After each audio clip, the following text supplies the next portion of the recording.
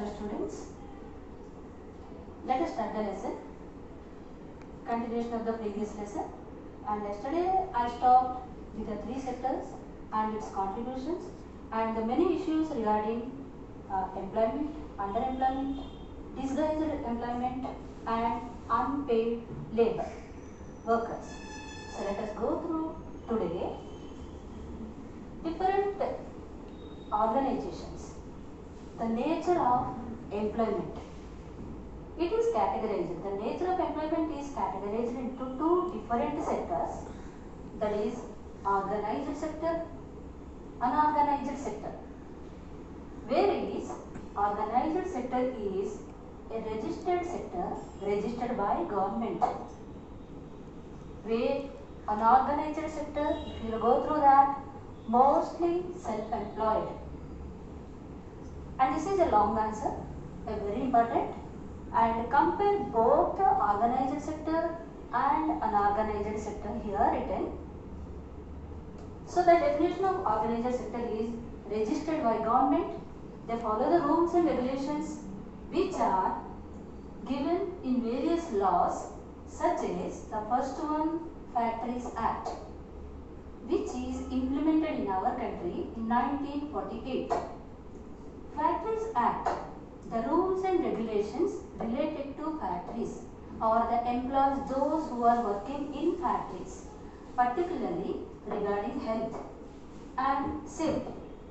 It is compulsory for each and every factory and industry to follow the rules and regulations given under this Factory Act of 1948. Then come to the second one, Minimum Wages Act. Again, under the government rules and regulations, minimum wages are fixed for each and every employee according to the qualification and the work given to them. And this is also compulsory to follow the rules and regulations of Minimum Wages Act for each and every factory and industry towards their employees. Third one, Shops and Establishment. Shops and Establishment Act, which is particularly meant for government registration. Under government registration, here again the rules and regulations are even given for the established shops, industries, factories, a particular laws they have to follow, and as already here it is mentioned, the rules and regulations they have to follow towards the safety of the employees and workers working there. Let us go to the unorganized sector, mostly self-employed. And here in unorganized sector, it is characterized by small and scattered units which is out of government control. No systematic rules and regulations. Rules and regulations are not enforced at all for them. So if you will compare both organized and unorganized sector, here first of all let me tell you the benefits for the employees, those who are working in organized sectors. First one is job security. They will get the job security. Those who are working under organized sector. Here if you will see, if you will compare with the organized sector, in the unorganized sector, the people, those who are working, for them no job security. Come to the second one, fixed number of hours, fixed timings, and that is approximately 8 hours in most of the factories and industries. But if you will come to here, they don't have any fixed timings and low paid, non-regular, whereas these employees were permanent and they don't have any regular neither timings nor time period. Then we come to the third point, payment for overtime. Whenever any overwork is or extra work is done here by the organized sector, employee of organized sector, they will be paid overtime, extra amount of money. But if you come to here, unorganized sector, they don't have any kind of provision of overtime. Then come to the fourth point, paid leave. Suppose in organized sector, if the employee is sick or any particular reason, they can apply for leave and they will be paid for that. But if you come to the unorganized sector, for them no paid leaves, no sick leave. If the work, then only they will get the money, they will be paid.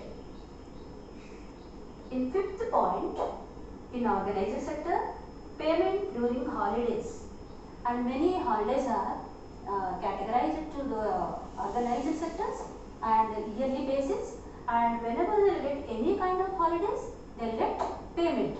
But here for unorganized sector employees, they don't have any kind of holidays, and if they want money, they need to work.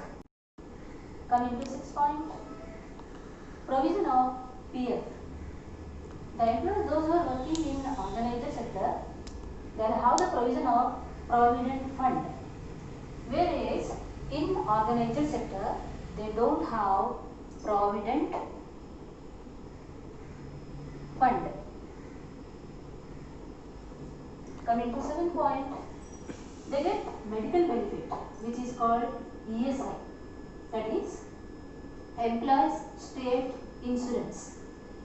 In unorganized sector, those employees, they don't have ESI, Employees State Insurance.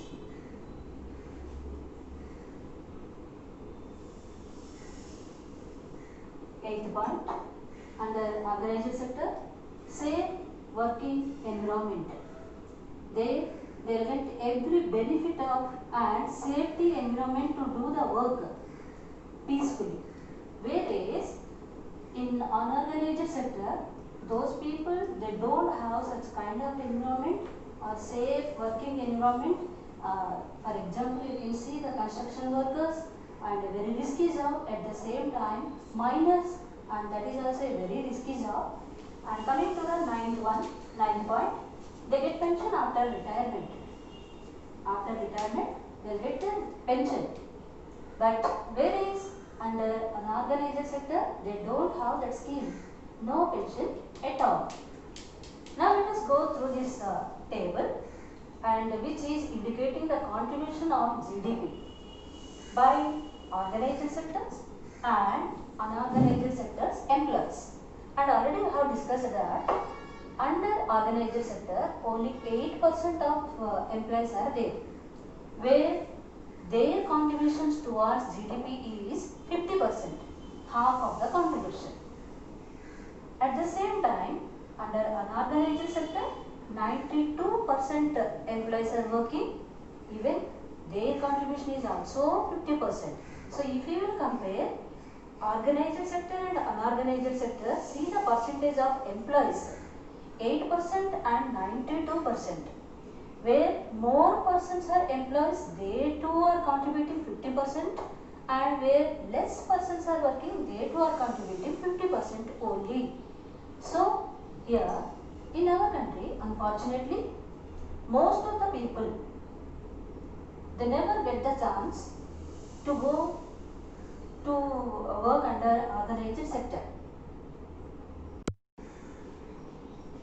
The next topic is how to create more and better conditions of employment. In rural areas, the unorganized sector is mostly landless labor, small shopkeepers, artisans like blacksmiths, goldsmiths, weavers, potters. These people need to be supported through the adequate facilities. Those are the first one, by promoting industries and services in semi-rural areas, rural villages and urban cities and towns. And here most of the unorganized sector like farming, weavers, artisans, every people you could see in villages. So if these semi-rural areas are developed by promoting industries, small scale and cottage industries, then we can see some development even in rural areas and even in unorganized sector also. Second one, by opening cold storages. And take example of here yesterday's Gayatri's example, and even though after many development, and if they started growing well crop, immediately they cannot go to sell it. So if cold storages are established in semi-rural areas or rural areas, they can store the crop, and whenever the price is good, they can sell it. Then third one, by encouraging cottage industries. Cottage industries, for example, beekeeping, food processing unit, and they can make with extra vegetables like tomatoes, jam, jelly with fruits, different kind of pickles, jams, and the third one is gift cap. Then come to the next one, providing bank loans. If for the rural people, unorganized sector employees are self-employed, if the government provide bank loans with less interest, they can develop themselves. Next one, by improving irrigation facilities. As again I am coming back to Gayatri's example, and she owned an unirrigated land where she cannot grow crop well. But if the government encourages two facilities of irrigation even in rural areas, or construction of check dams, and even water facilities in different ways, continuous counter trenches, and such kind of things may improve the income level of the rural and semi-rural people. The last one, transportation.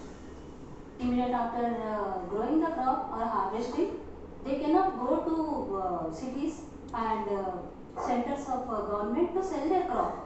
So if the transportation facilities is provided for them, rural people, then they may improve a lot in the unorganized sector also. Not only these facilities, if those unorganized sector employees also given adequate training, then even the 92% of unorganized sector can provide or contribute more than that of the organized sector to the GDP of our country.